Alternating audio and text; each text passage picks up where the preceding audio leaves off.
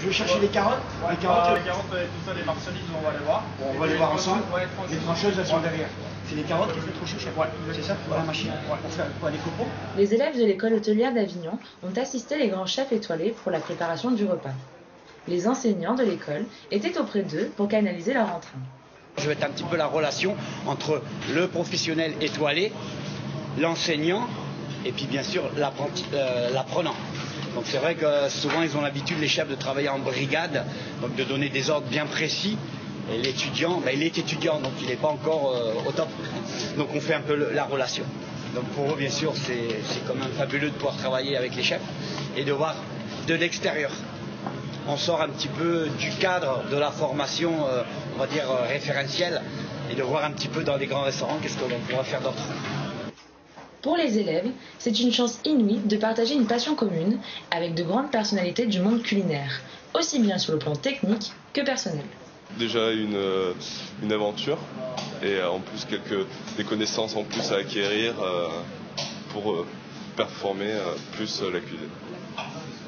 La présence des chefs est un véritable stimulant pour ces jeunes, soucieux de donner le meilleur d'eux-mêmes. Ne serait-ce pas, ça nous motive, parce qu'on sait qu'on doit vraiment être super bon, qu'on n'a pas le droit à l'erreur, qu'on ne peut pas se manquer, faire des n'importe quoi. Ça nous montre un peu jusqu'où on peut aller, question rapidité, technique, précision et surtout manager une équipe et savoir être un bon chef. Ils le savent, devenir un grand chef demande une bonne dose d'implication, de travail et de volonté. Tous ne réussiront pas à atteindre l'excellence. À partir du moment où on a des jeunes qui travaillent avec nous, on arrive globalement à savoir qu'est-ce qu'ils feront plus tard. D'accord ? Alors après, on peut se tromper. Maintenant, globalement, au premier coup de couteau, aux premières heures passées dans l'entreprise, on arrive à déceler le jeune qui sort un peu du lot.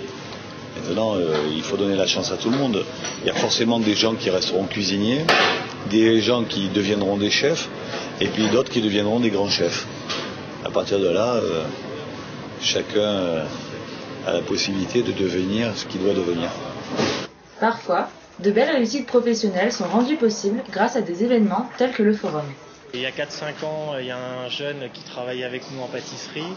Et l'année suivante, il avait posé sa candidature chez Pierre Hermé Paris et on l'a embauché en contrat d'apprentissage. Et il est toujours dans la maison.